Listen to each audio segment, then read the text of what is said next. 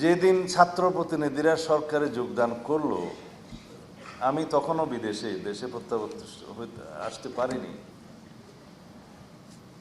আজকে আপনাদের সাথে শেয়ার করি, সেদিন আমি বুঝে গেলাম এরা রাষ্ট্র বিনির্মাণে আর ভূমিকা তেমন বেশি রাখতে পারবে না। অনেকে বলবে আমাদের মাথায় তো অনেক বুদ্ধি। এটা বুদ্ধি নয়, এটা অভিজ্ঞতা।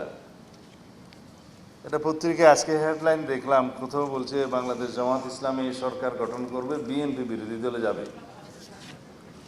তো ভাই সব, আপনারা কি নির্ধারণ করে দিয়েছেন বিএনপি বিরোধী দলে যাবে নাকি জনগণ করবে?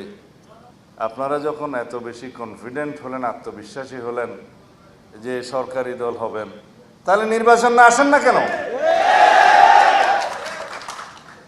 আজকে এই বাহানা, কালকে এই বাহানা, পরশু এই বাহানা দিয়ে নির্বাচনকে বাধাগ্রস্ত করতে চাচ্ছেন কেন?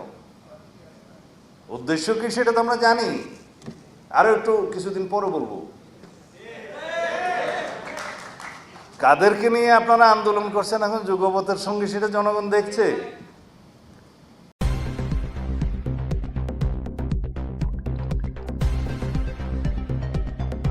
News Vision Digital Multimedia.